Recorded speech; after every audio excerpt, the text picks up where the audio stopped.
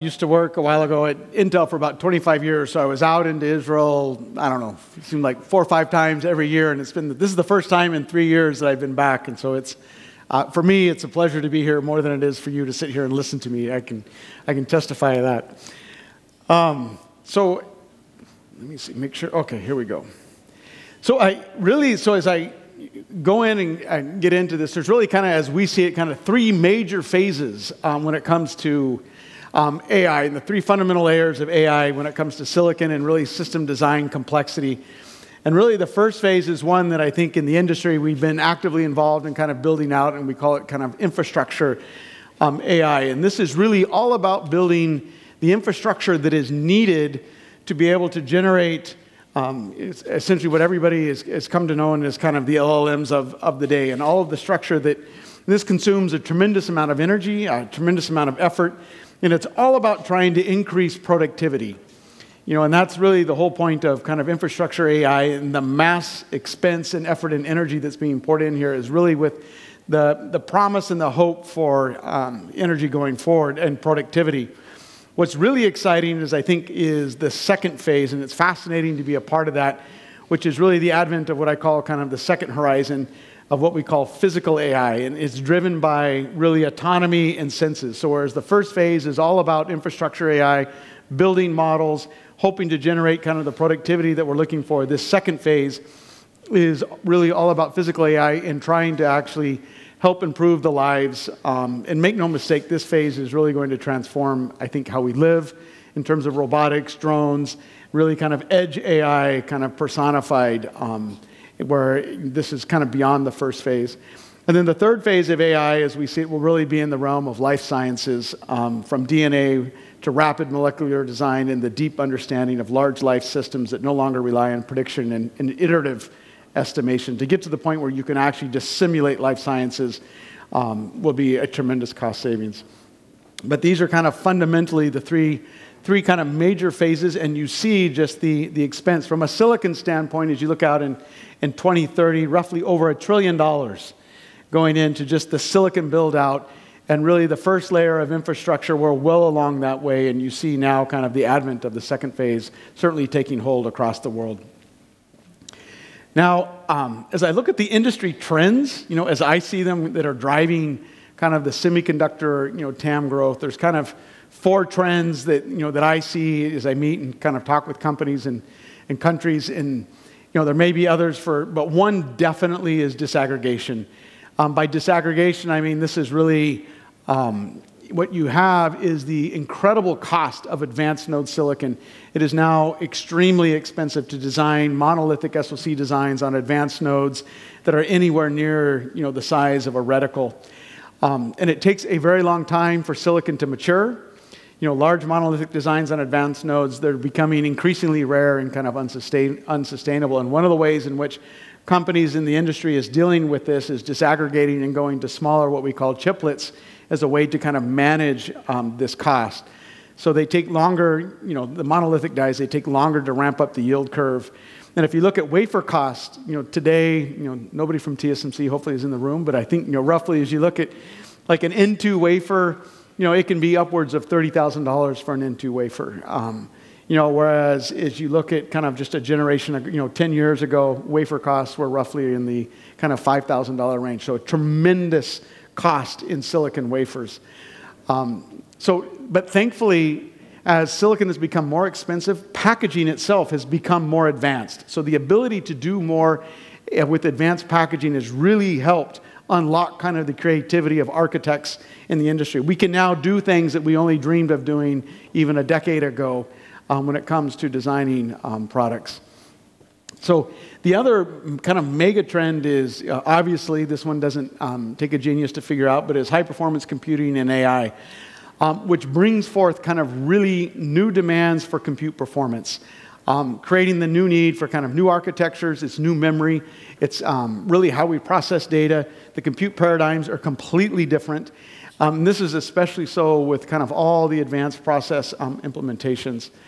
So it's been exciting to actually be a part of this. As you see, a decade ago, we were so dependent on merchant silicon, and now HPC and AI has really brought about this new era of custom silicon as people try to kind of harness the potential of AI.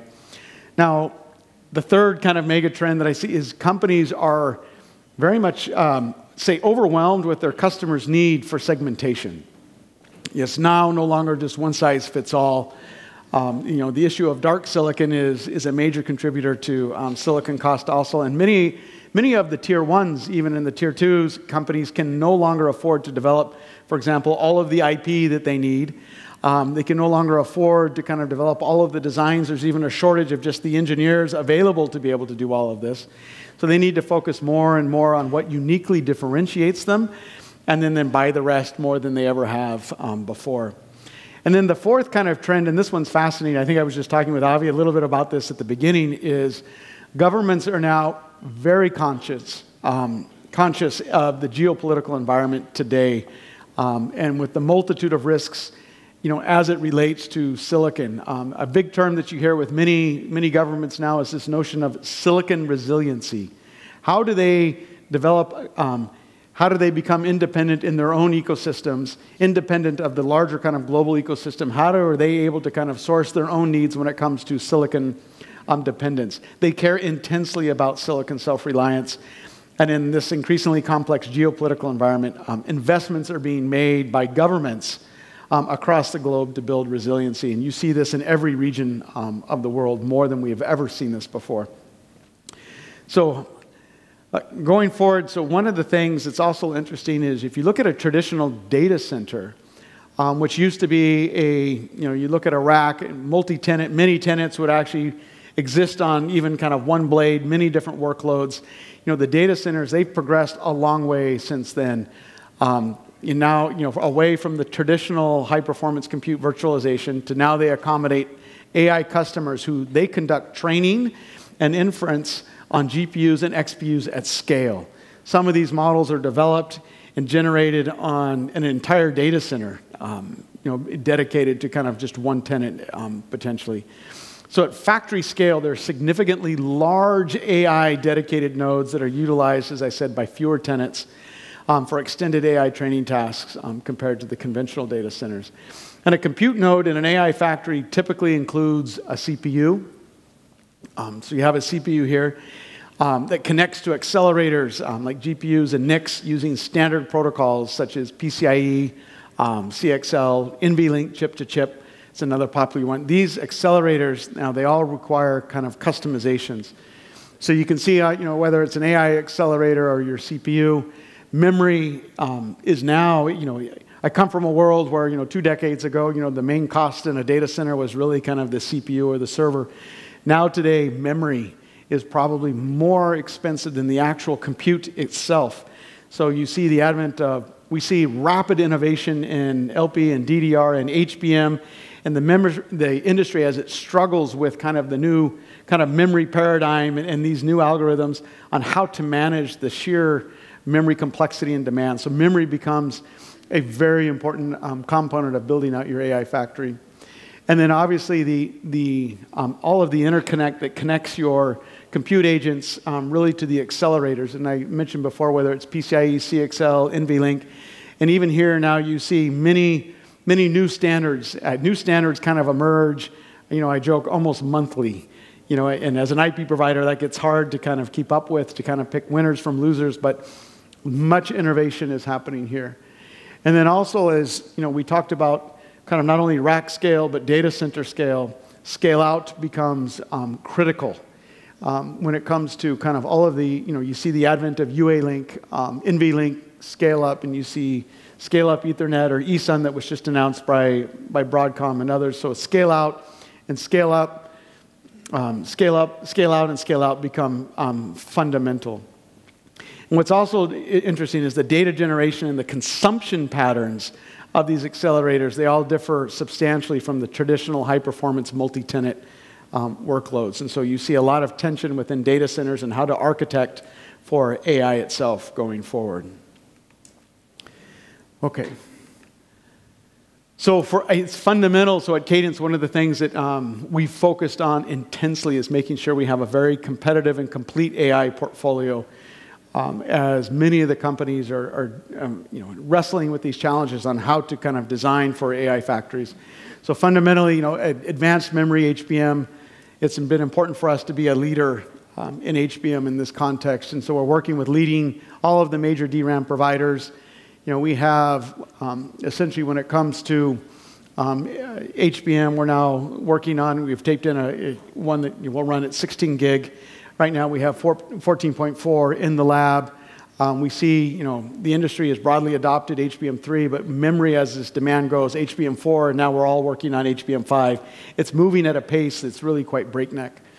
When it comes to LPDDR and DDR, you even see new standards like you'll hear LPMRDIMM emerge. And so, again, that goes back to, the data centers. Data centers used to care mostly about memory capacity.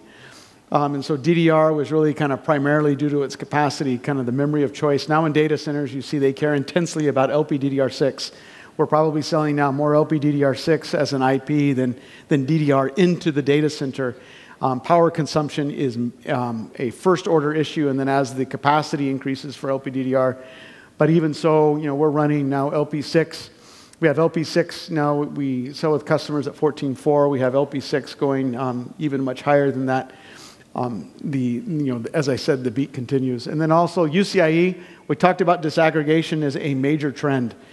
UCIe, which is chip die-to-die interconnect, this is, we started out roughly with a standard of about 16 gig, and it took only 2 years for that to kind of go away, and now almost everybody cares about 64 gigs, so 16 to 32 to 64. Within any one process node, there's probably 8 different variants of UCIe that are needed. And then PCIe, the beat continues for this 128. We're already working on PCIe Gen 8, and Gen 6 itself doesn't even seem like it's even broadly deployed at all yet. But everybody cares about Gen 7 and Gen 6 kind of at this point in terms of the scale-out interconnect. And then high-speed SerDes becomes fundamental right now. And really the big thing with as you look at data centers. Copper interconnect, you see now co-packaged optics is now kind of the major area of investment that people are looking at as they try to go farther and farther distances within these data centers. But these very fundamental to have a high-performance portfolio to satisfy, as I showed before, kind of the AI factory IPs and what's needed there. Okay, so I wanted to give just a couple examples of disaggregation and why it's important and what it unlocks. If you take kind of a traditional kind of monolithic CPU, and this is, both of these examples are ones that you may recognize, but the traditional client CPU that was then disaggregated into really a graphics chip, a CPU chip, an I/O chip, and then what's called, kind of the rest of the SoC.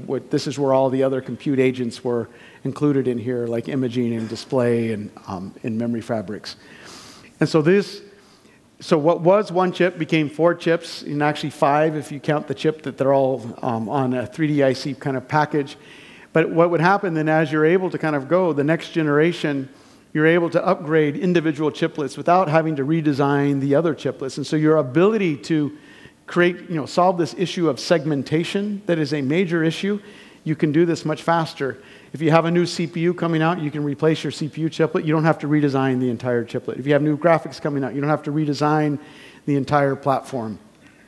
And so you see this, this was, one version that's out there in the industry now, and tremendous cost savings that have come as a result of disaggregation and the ability to handle the cost of just monolithic and the design cost of monolithic advanced silicon. Another one that is quite common, I'll step through this, is you see the EPIC line, or you see what AMD has done with their MI line. It's gone completely chiplet-based, whereas before they were monolithic-based. This has enabled them to leverage designs across multiple nodes. So again, they smartly update their CPUs as they're available, and they'll pair them with an existing I/O chiplet. As the I/O technology advances, they'll upgrade the I/O technology and pair them with older chiplets. And so this ability to leverage the existing packaging in silicon enables them to get to market faster, and they're able to actually create additional SKUs that they otherwise couldn't do, where they would have to fuse off or they'd have to do unique monolithic designs before. So this is, you talk to Lisa Su, she tells you this is one of the things that has unlocked the potential of AMD in their markets. So the industry, we talk about one of the, I think, the strategic expansions of my group in Cadence, the Silicon Solutions Group, has been really into the realm of chiplets. It's driven by the kind of the transformative, I would say, evolution of the AI technology. So today, as I said, we're in this infrastructure build-out era where it's all about building kind of the AI factory infrastructure to actually build these models such that they can be leveraged for productivity. And really focusing on the construction of AI data centers and model development is really to revolutionize kind of various industries. Now, as AI advances, we're transitioning, as I said, now into kind of the physical AI era, and this stage involves AI systems that are really capable of interacting with the physical world. Applied in mobile platforms such as autonomous vehicles, drones, robotics, aerospace and defense. This is a huge industry. I've seen, typically for me, in kind of my, if I go back a decade, the automotive industry and kind of, I would say, aerospace and defense were very slow-moving industries, slow to adopt. They needed to have life cycles of, say 20 years or 10 years. What's very interesting now is you see them, they're very much interested in advanced node silicon. They're very much interested in AI. They're very much interested in edge AI and the platforms and the new designs and how to harness those. And for me, it's interesting to sit down with, kind of a tier one and then sit down with an automotive company and they're talking, N2 TSMC, N3 TSMC, advanced node packaging, HBM, and this has really been a fascinating change. But these advancements significantly increase the computational requirements. They require the adoption of, as I said, disaggregated systems that meet both the compute as well as the efficiency needed. When you're talking physical AI and edge AI, power is a first-order concern. Even in AI factories, it's a first-order concern. The power in is limited.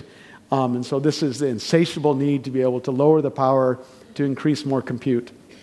So this demand for highly efficient silicon, that really is what drives kind of this seamless ability to integrate compute capabilities with power efficiency and do this more rapidly, particularly with physical AI systems.